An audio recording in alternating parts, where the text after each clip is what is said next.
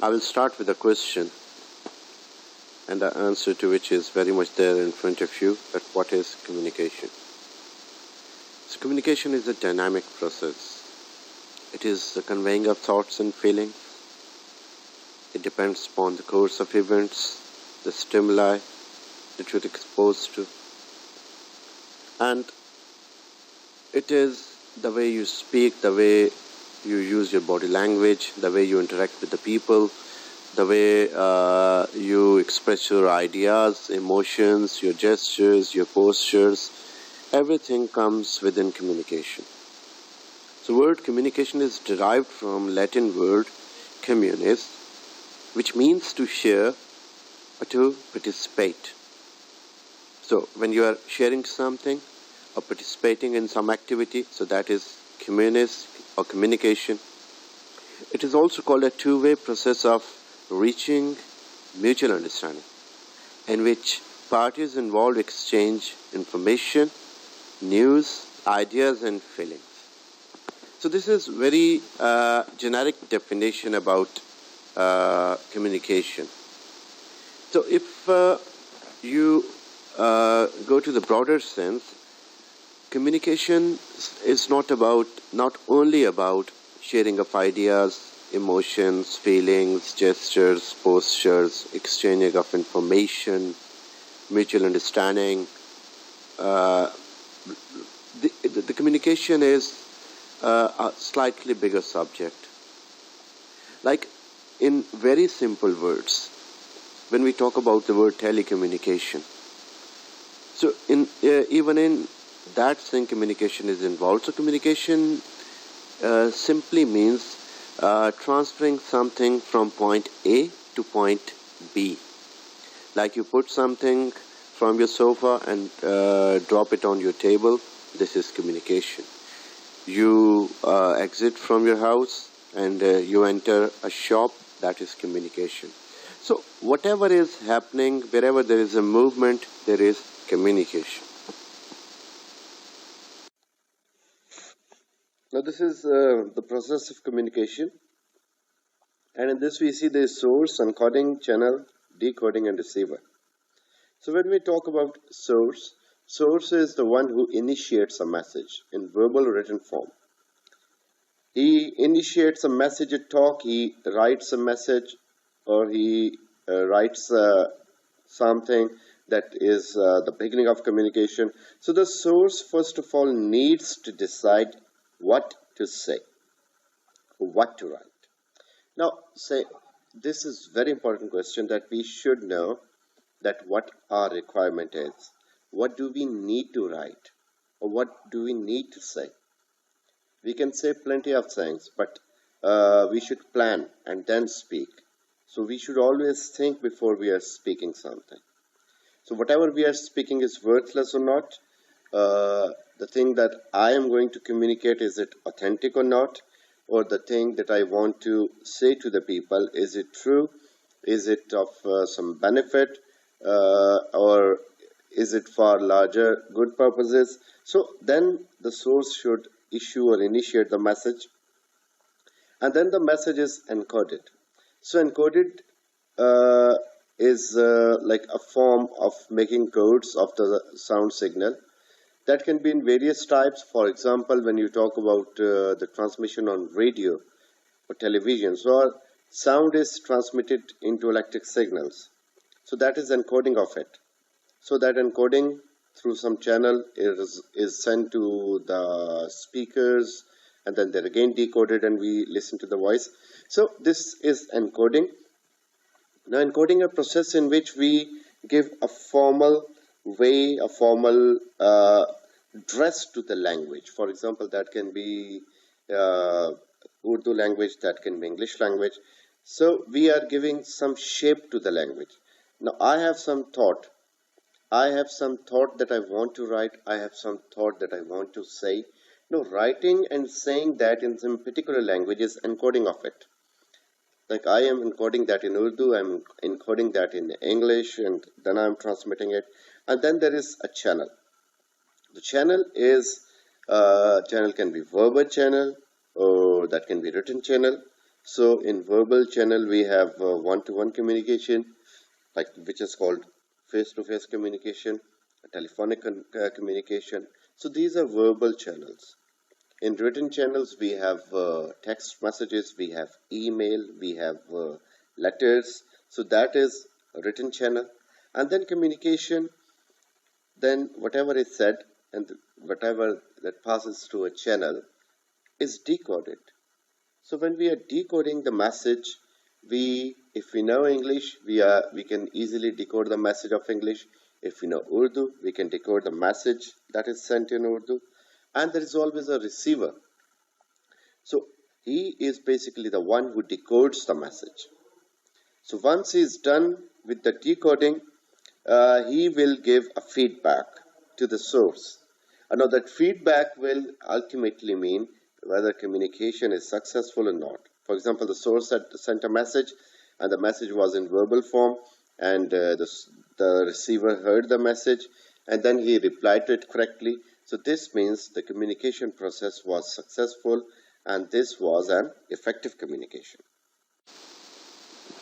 So if you go into your past, like this was a common game in the childhood that we would practice or experience such communication style, that we held two jars and or two tins along with a wire that was attached to both of them, and from one end one would speak and from the other end the receiver would listen.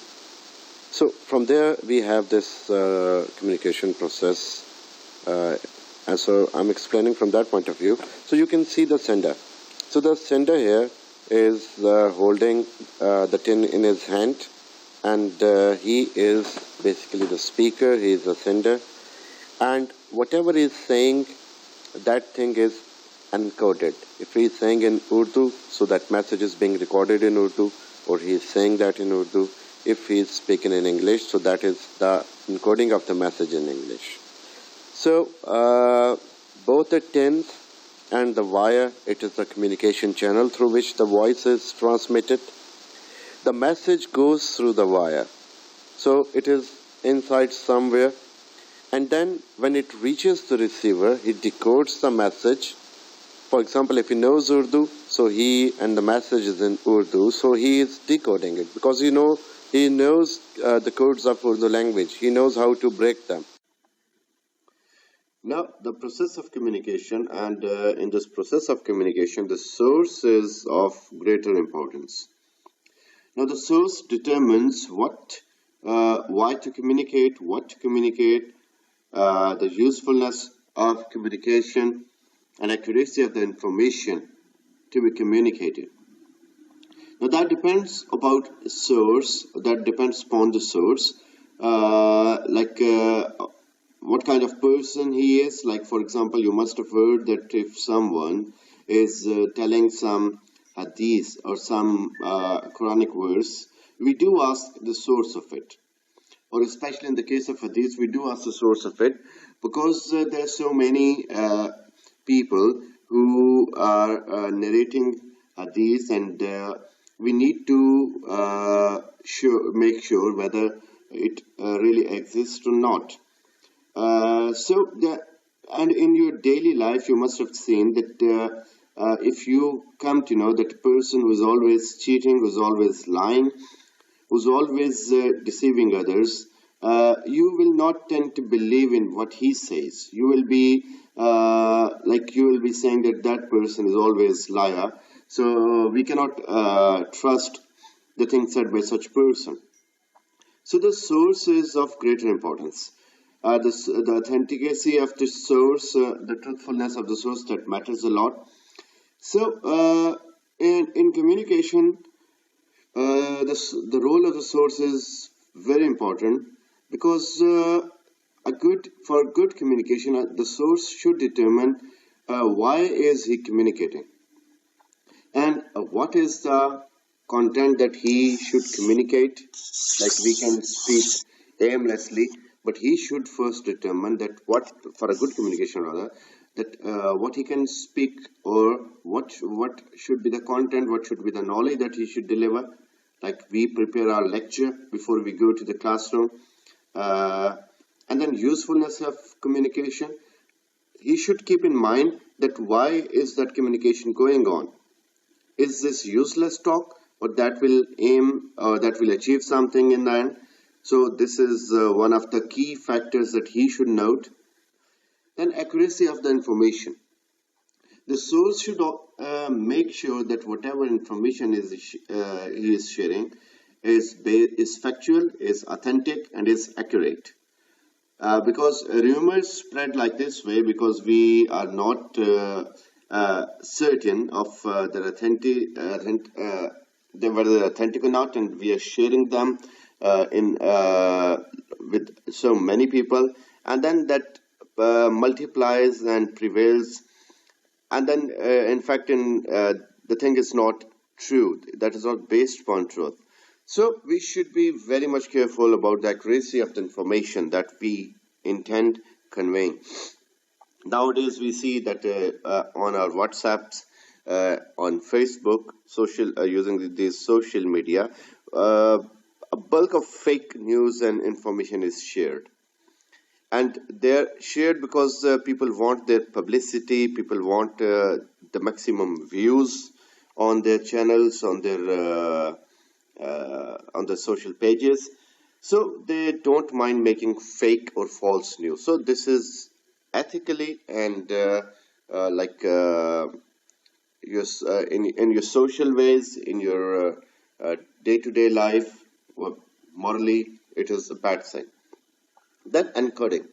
Encoding is a process. Encoding is a process. For example, if I need to speak to my English friend, I'll be using the codes of English language. If I need to talk to my friend in village, I'll be talking to him in Punjabi codes.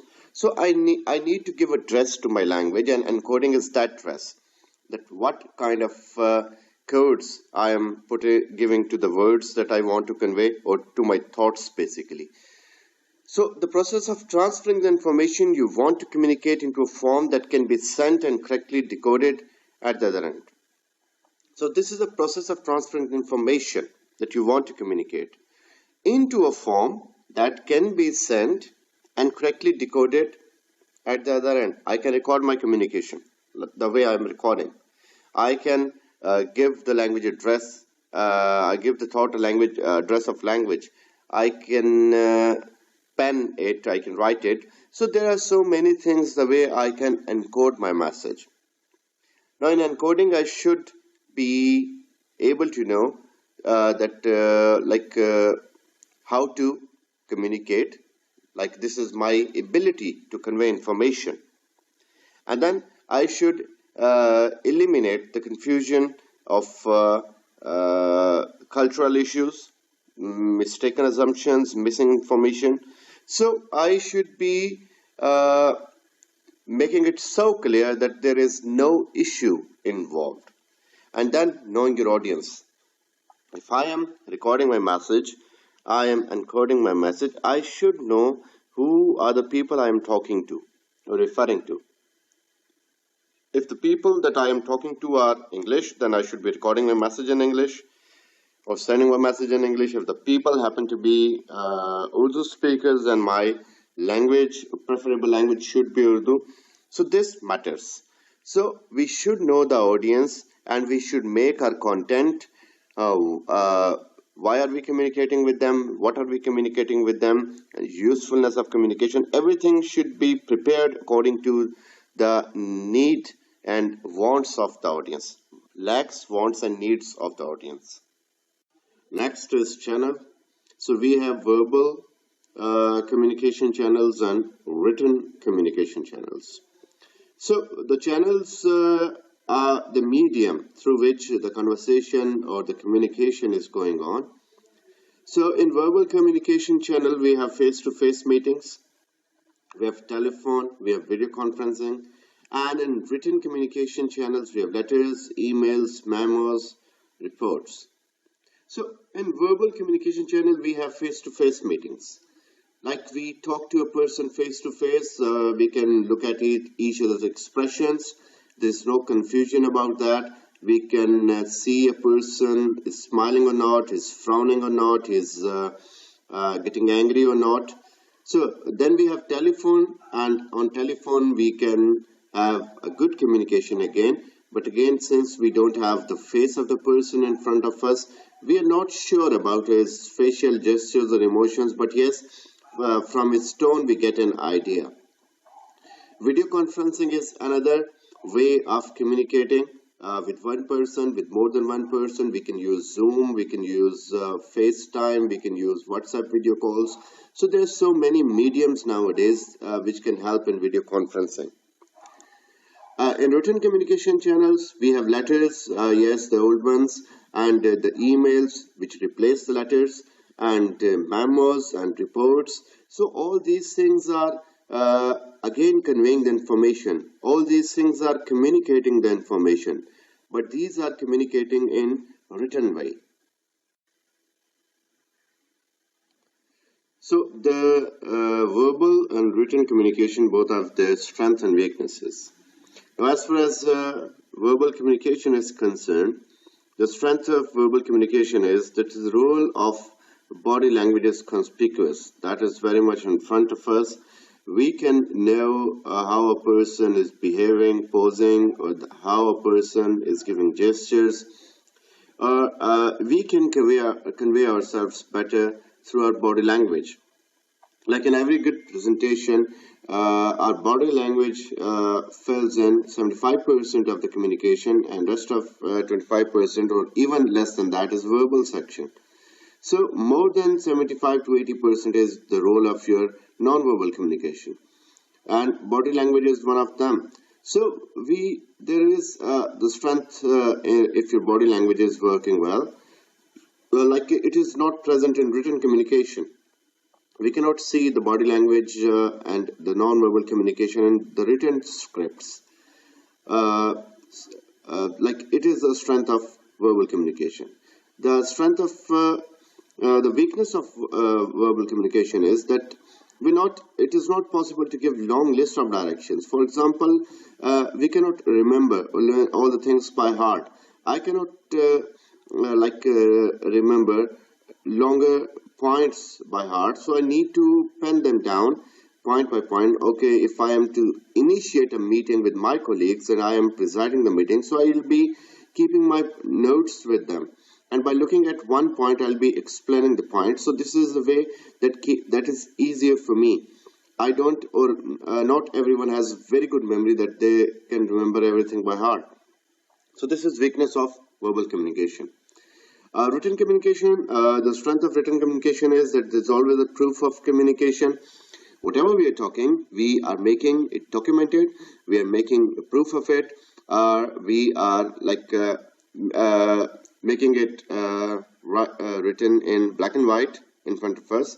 So the proof in written communication is not found in the verbal communication. We are not all the time recording, audio video recording the person so that we can have a proof of what the person said. But the written communication, especially in official documentation, is a proof. All the letters are a proof. So we need to keep them saved so that we need to use them when there is time. And then weakness, the written words do not show how a person's actual feeling. So written words never show that the feelings of a person, the true feelings of a person. We cannot understand by looking at the written words the emotions. Text messages and written communication that has for a very long time creating a confusion among the relations, because we could not express our emotions, that if I'm writing something bad, then I'm feeling bad as well. No, there could be vice versa. Now we can use emoticons, we can use gestures, so we can be sure that what is the mood of the person in conveying an information. But in those days, in earlier days, we did not have this proof, and even the official documentation, we still don't know what is the actual feeling of a person. So this is the weakness of it. Decoding is like to listen actively. And reading information or listening to the information carefully in both the channels. अगर spoken channel है, so you will listen actively. If written channel है, you will read carefully. So you need to avoid question and you need to ask if you have missed something. अगर कोई बात समझ नहीं आई, if or you could not understand something in written text or verbal speech, so you should ask the question again to remove that confusion. So in that way, your decoding will be successful. Then we have the receiver. So there are certain things about receiver. So the prior knowledge can influence the receiver's understanding. So prior knowledge matters a lot. For example, if you don't know anything about a mobile phone and I give you a lecture on its some innermost part, you may not be able to understand that because you did not have the prior lecture. Or if I start teaching you the tenses, कि present indefinite tense ये होता है, past perfect ये होता है, without telling you the parts of speech. So since you don't have the prior knowledge of the parts of speech, you may not be able to understand the tenses. So in this way, the present knowledge or the prior knowledge about something that is spoken or written, that is necessary. And then about written communication, you know that if you're reading some novel for the first time, you feel it difficult. But if you already know a story about that novel, so that is somewhat easier for you कि आप उसको easily थोड़ा understand कर सकते हैं क्योंकि आपको थोड़ा सा story का idea है. And then there are blockades in the receiver's mind. Maybe the receiver is not willing to what you are saying, willing to perceive what you are saying. He is not willing to absorb what you want to convey. There are some blockades. He is not listening. He doesn't want to listen. He is not mentally present. He is not willing to talk. So there are so many barriers which are there in effective communication. Or maybe he's not understanding you. Maybe he's not familiar with the language you have spoken, the language you are speaking. And then the surrounding disturbances, these refer to the noise, the environment where you're sitting, where you're talking. For example, if you're speaking to your brother in Urdu language, but if you are in some stadium, he will not be able to understand you. So this is the surrounding disturbance. Noise disrupts your communication system. For effective communication, we should choose a place which is not noisy or less noisy. So you must have noticed a library is said to be the quietest or the most silent place in some institute. Why is it silent? Because you are able to concentrate. Now the feedback is important. Now feedback determines whether the communication is successful or not. Now feedback can be your verbal reactions and non-verbal reactions. Feedback can be positive and negative. For example, if I request someone to please fetch me a glass of water, and if that person notes or he goes practically and brings a glass of water without saying anything, so this is non-verbal reaction, but feedback is there. And if I again request a person to fetch me a glass of water and he says, okay, yes, I'm bringing it for you, so this is verbal reaction. So there are verbal and non-verbal reactions in feedback. So if a person goes in both ways and brings me a glass of water, the communication is successful. Then there is positive feedback and negative feedback. We give a feedback to each other, and that feedback sometimes is constructive, sometimes that is critical. So both are aiming at the betterment of something. We always give a feedback because we want improvement in something. So feedback is only given when you have understood a thing, whether it comes to your standard or not, whether you are impressed or not. In both the ways, we need to give feedback. The students are writing in their examination on the papers, we check them, and then the score or the comments we write on them are our feedback. So if the feedback is there, that makes certain that communication was successful. Next we have types of communication, and the types of communication is different according to certain different classifications. So first of all, it is according to the number of people who receive the message. So according to this, we have interpersonal communication, intrapersonal communication, group communication, and mass communication. So interpersonal communication is when we are talking to someone, to some people, to one or more than one person, when we are having discussion with them, when we are having some interaction with them. So in this way, that is interpersonal communication. That is beyond your personal level.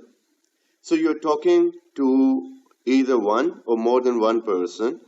So we daily go through this process. We talk to people in our house, in our professional life, in day-to-day markets, in our way back home. So whatever we are doing, we are meeting people. Man is social animal. So man needs society to live with. So if we are talking about interpersonal communication, then there are so many people who are having certain different images of us. So we are not what we feel, what we are. So we are what others see us as, what they feel us to be. So our image about our image in the eyes, mind of the other people, that matters a lot. I may be considering myself the best person, but I don't know that my next door neighbor, what does he think about me? So our interpersonal communication should be good. So the words are your expression, the expression of your character. They tell what you are. So once a person came to Socrates, the great Greek philosopher, and he was having a towering personality. He was in a very good dress. He seemed rich. So when he met Socrates, and Socrates asked him to communicate, to talk. So he asked him to talk so that Socrates can observe what kind of person he is. So your personality, your being rich or poor, or your dress sense, that doesn't make what you really are. That is your communication. So your communication makes it what you need to be or what you really are. Then we have intrapersonal communication. Now, interpersonal communication is a person's own communication with his own self. The way a person talks to his own self, as a manner of monologue, as a manner of soliloquy, that a person is talking to his own self, or he is giving address to his thoughts. So we see the examples of intrapersonal communication in dramas when an actor is talking to himself, so that the audience knows what does he feel or what is he feeling right now. And our intrapersonal communication is basically a way towards the interpersonal communication. If our loneliness is better, our gathering will be the best. So if our loneliness is full of sins, so our gathering must be like this. So the birds of feather flock together. So a man, again, is known by the company he keeps. So our intrapersonal communication, our thoughts, our whatever we are thinking the whole day, that matters a lot, and that weaves a way to our interpersonal communication. Then we have group communication. We have so many people gathered and we are talking to them, like in classroom lectures, like in academies, like in official meetings. So we have larger group. So when we are talking to them, this is group communication. Again, for group communication, we should be conscious in using proper words. Then we have mass communication. Now, the mass communication is what I am doing here. So I am recording this lecture, and all the students and all those who have subscribed my channel, they will be listening to this lecture. And this is like, especially at this level, one should be very conscious about the selection of words, because your words are communicated, and they're not communicated to one person. Even one person is sometimes enough to create rumors about you or about what you said. So you must have heard about Chinese whisper, that you whisper in someone's ear and that thing is transmitted from one to another, and the last person who listens to the whisper is he comes up with entirely changed sentence or topic. So this shows that even one person is enough to convey the false news. For mass communication, we need to talk sometimes to a huge public, and we should be very careful about the selection of words. Then, second classification is on the basis of medium employed. So when we talk about medium, we have verbal communication and we have non-verbal communication. So verbal communication is when we are using the words or in oral or written, both forms. And non-verbal communication is our body language, our emotions, our expressions, our feelings, our gestures, our postures, our eye movement, and then silence, space, and time. So silence, space, and time are again very crucial for the non-verbal communication. The third classification is on the basis of organizational structure. So in third classification, we have formal communication and informal communication. So formal communication is the communication in which we are very much careful about the selection of words, and because we don't want that, we don't want to include slangs in them, we don't want to include joke in them. So that has to be very didactic kind of communication, the communication that is very serious, serene kind of communication that we are making. So that is informal communication. Informal communication is when we are not taking much care about the rules or the standard of language that we are using. So we can sometimes use non-standard language, we can use slangs in them. So that happens between friends or the colleagues who are quite near to each other, who have intimacy with each other. Class fellows have informal communication. We have informal communication with our good friends, cousins, brothers, family. So there is an informal communication.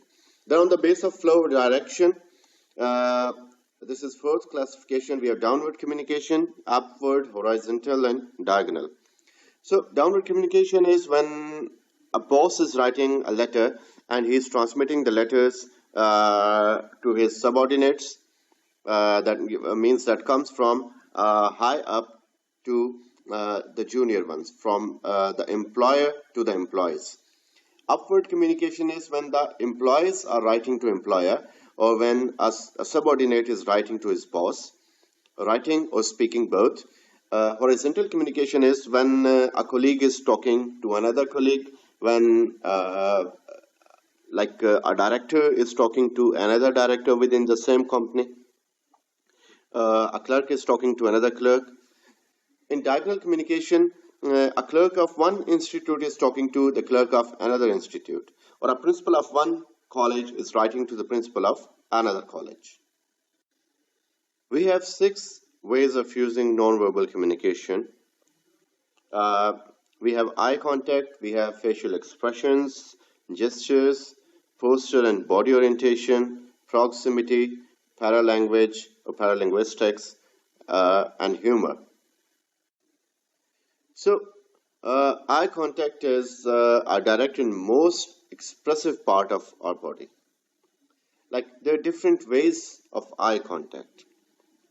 If you're having direct eye contact, that shows that we are confident. If we are looking downwards, it means we are listening carefully, or we are guilty.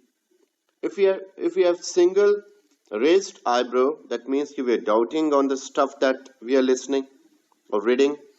Both raised eyebrows, they express our wonder, or that we are surprised or we are admiring something. If you have bent eyebrows, it means we have sudden focus on some saying or some written document, written material. If we have tears coming out, so that is the extreme of emotions, that either we are too happy or too hurt. So eye contact matters a lot whenever we are in our class, or when we are delivering our presentations in the class. So our confidence is our confidence is reflected through our eye contact. If a girl is delivering the presentation in a co-class, so if she is looking merely on girls, so she is not confident. Or if a boy is merely looking on the boys, so he is not confident as well. So the eye contact demands that it should be made with every person present, so that none of the audience feels that the person is lacking courage to talk to you in eyes. And why we are not having eye contact? Because we are not confident. We may not be confident because of our knowledge, because of our skills, because of our dressing, because of our personality. So there can be so many reasons. So we need to avoid all those reasons so that we can have a better eye contact with the people. If you're looking downwards and we are being in that way, we are being guilty, or we are trying to listen carefully. So if someone is talking to you and you are looking sideways, you're not having an eye contact with the person, you're looking sometimes downwards, sometimes upwards, sometimes right and left. So that makes the person, the speaker, believe that you're not interested, you're evading, you're trying to end the discussion and go. If you have single eyebrow raise, so that shows you're doubting something. So there could be so many things that we doubt in daily life. If someone communicates a thing that we are not believing in it, so we have this kind of gesture. So these are the gestures because of the use of eye contact. So eye contact is quite necessary in our communication. Like, in other words, our communication is never successful without eye contact. It is again said that when you are a good presenter, or you want to be an effective teacher or presenter, don't turn your back to the students. So at least if you have to write on whiteboard, you should be tilting towards the board, but at least your some dimension should be towards the students, so that no one else is breaking the eye contact. So when eye contact breaks, the complete impression, the complete focus is broken. Uh, Another example is that whenever you see a theater or a stage, you will never see any actor turning his back upon you. So a good actor never turns his back upon the people, upon the audience. So eye contact should be made with everyone, and that is quite necessary part of it. Next is facial expression. So smile covers the most part of facial expression, and it is a powerful cue that transmits your happiness, friendliness, your warmth, liking, affiliation. So if your face is not smiling, you're taken either rigid or proud, or a very serious person. So communication with such people becomes difficult. So if your face is smiling, so it means that you are happy, you are friendly, you are showing your warmth, you're liking the stuff, you are showing your affiliation. So in this way, your smile works, and we should smile while looking at each other. So even giving a smile to your parents when you're looking at them, it is sadka jariya. So this is the importance of smile. So this is about gestures that we have already talked about before. So gestures are something that capture attention. You nod, you shake your head, and it brings a positive reinforcement to the students. So gestures and the using of gestures in your presentation and teaching, that equally collaborates with the content that you're speaking. So that makes the teaching style, presentation style, or the communication style lively. So this is about posture and body orientation. So we talk, we walk when we are in the class, or when you're presenting. It's not good to stand on the rostrum or dais and state what you are saying. You should be walking and standing erect, but you should not be rigid in standing erect. Like, you should be moving, you should be facing the audience. And remember one thing: whenever you are presenting something, or even you are acting on stage, do not turn your back to the audience. you should never be showing your back to the audience, because that loses eye contact and it is not good for teaching, presentations or communications. So you should maintain the proper eye contact. So this should be your posture, and this speaking with your back turned or looking at the floor, ceiling should be avoided, and extra hand movement in your pocket, inside, or combing your hair with your finger. So that is not good when you're teaching somewhere. There are always cultural norms which dictate a comfortable distance for interaction with the audience. So this proximity has something to do with the distance and the reverence which happens in your communication. You're talking to your boss, you're talking to your teacher, you're listening to a lecture, you're sitting in formal, informal gathering. So proximity has certain levels. Sometimes it happens that within a class we want discipline, or whenever you're presenting something in your classes, you want people listen to you. So some people use distractors, they're rocking, they're leg swinging, they're tapping, they're using the pens aimlessly, and they're using the fingers to drum on the chair. They're busy with mobile phone.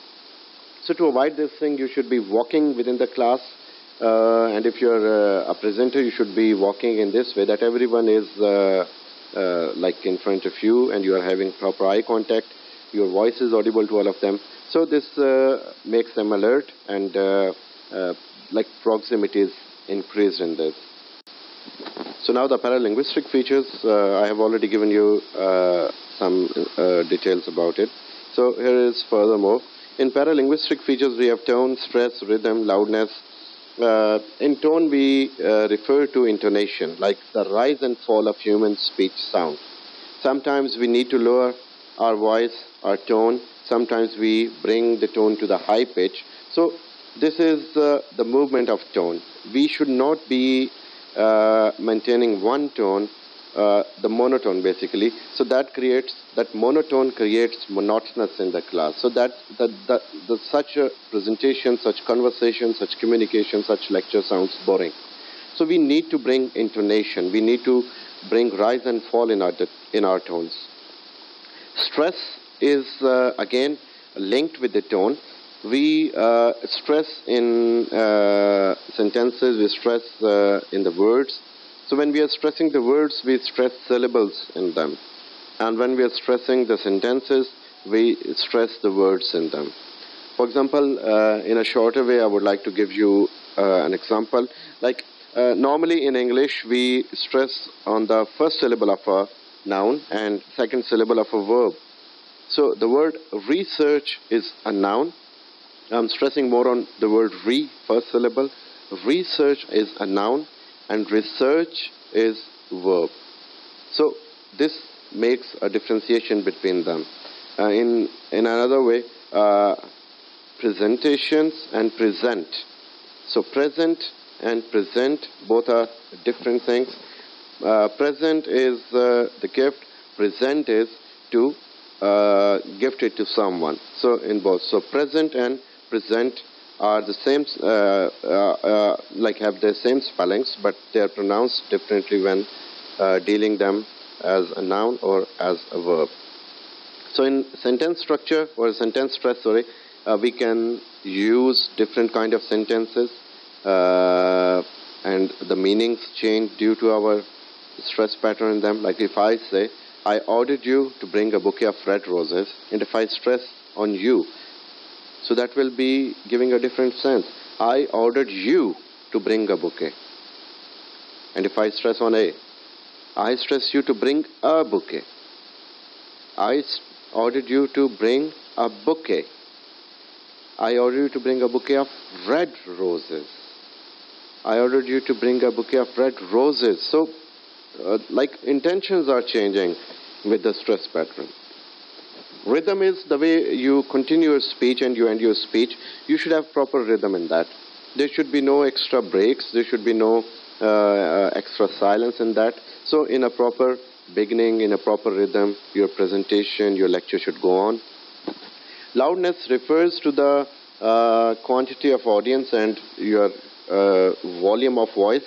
Like we should be audible to everyone present in front of us. So all the audience should be listening to us and we should be audible to them. Our voice should not be slow enough that they cannot comprehend what we are saying. So we have over 630 muscles in our body. Eye muscles are the busiest muscles in the body since eyes are all the time working when they're not closed, when we're not sleeping. Except for that time, we are always using the eyes, so those muscles are the busiest muscles of the body. Scientists estimate that they may move more than 100,000 times a day. Around 1 lakh times we move the muscles of our eyes. We are so busy with them. So it takes 17 muscles to smile and 43 to frown. So we can use only 17 muscles to bring smile on our face. We use 43 muscles to frown and show anger on our face. So smile every time you see someone. And the strongest muscle in your body is your tongue. Use it effectively. We don't have to talk all the time. God has given us 2 ears and 1 mouth so that we can listen more and speak less. And whatever we speak should be comprehensive and should be full of wisdom. So it takes the interaction of 72 different muscles to produce human speech. So there are different muscles in the body which when combined produce the human speech. So we should be taking care of are this force consumed. If we are daily consuming or utilizing this force and creating a human speech, then that speech should be good, positive, and productive.